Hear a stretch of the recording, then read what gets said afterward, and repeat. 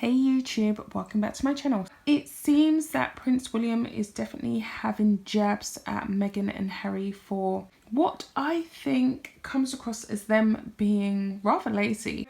Him and Kate have been extremely active, and he even has a documentary coming out that he's actually filmed during lockdown. So he's been a busy bee talking about men's mental health during this period. So it's really exciting to see him taking a very proactive, active role during this isolation period that we are all finding ourselves in.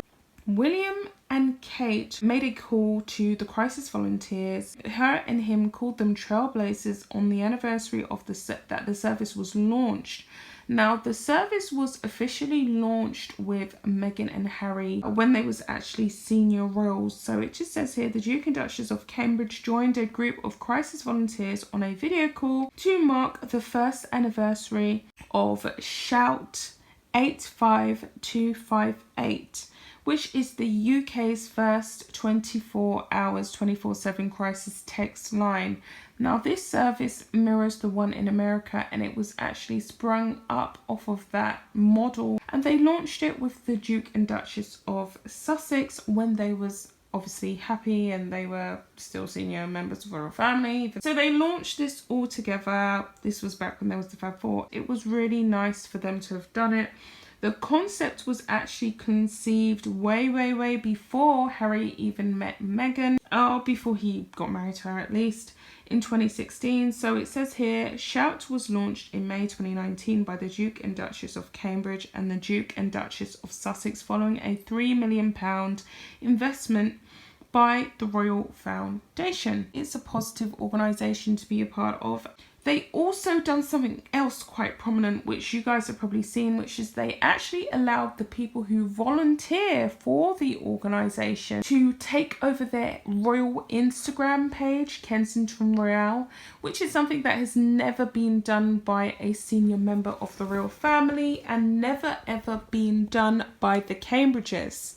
And I think that they was throwing shade at Meghan and Harry because we know that Meghan and Harry like to make everything about themselves. They have been accused of the classic me again, oh, it's me again, it's all about me. We know that they get accused of that. That's what everyone thinks, and they are pretty much like that. I mean, who insists that a redundant court case goes ahead amid a pandemic like Megxi?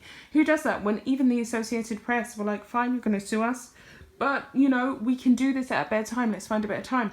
No, she insisted it had to go ahead. So they're now having this hashed out court case during the pandemic, and with everything that's going on, how selfish, how self-centered. They have really emphasized and called the volunteers of the organization trailblazers, which I think is a slick move to do.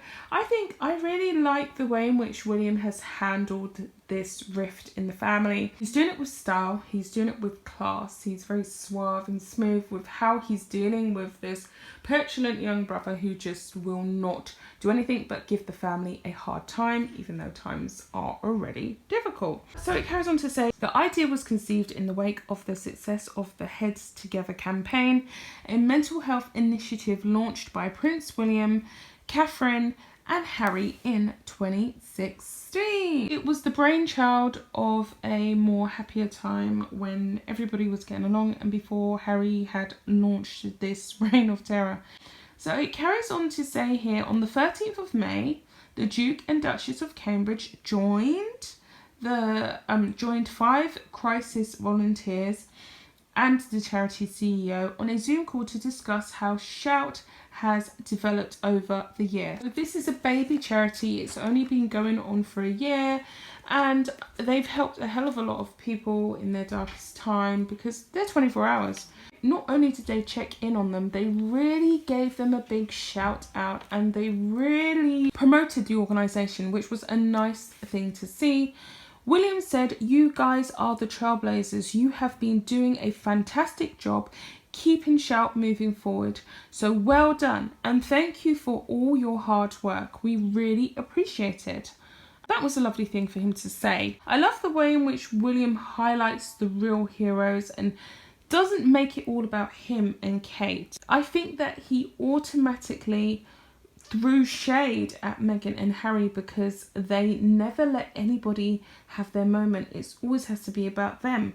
And that is the truth. It always has to be about them, doesn't it? So I think he knew it was a shady thing to do, but then he covered it up with a nice, we're promoting the charity, which he is. He's doing his job, but he definitely is making it shady, especially considering this is an organisation that he launched with Meghan and Harry. And where are they? They're nowhere to be seen. They're in Tyler Perry's house.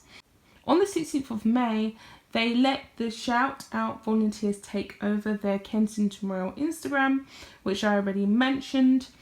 This was definitely shady because we know that Meghan doesn't like anyone to have a special day.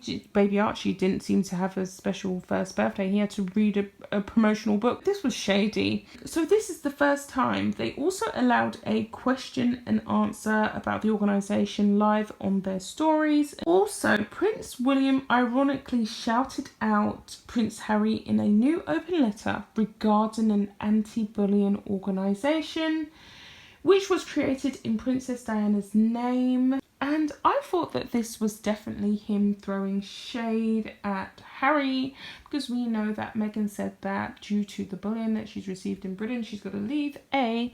And secondly, if she wins her court case against the Associated Press, she will be donating it to an anti-bullying charity. And what better anti-bullying charity to donate it to than the one that was set up in their name? Their mother's name, right? And then it goes on to say, in the message shared to the Diana Awards Instagram account, William mentions how supportive he and Harry remain of the organisation. Harry doesn't seem to have remembered anything. He seems to, and I think this is William reminding him, you know, you have your wife over here talking about how she's going to be donating to an anti-bullying campaign. What better charity to donate to than the one that was set up in memory of our mother? How about she donate to that? I mean, it's just absolutely ridiculous, isn't it? You've got Meghan slagging off the country, Harry slagging off the British media, which he never had a problem with before. And they have been taking charitable funding on behalf of these various charities and organisations that they are affiliated with by birth. And then we have Harry with this woman who essentially doesn't have any regard for the history, doesn't have any regard for what has come before her. Harry seems to have lost it and forgotten it.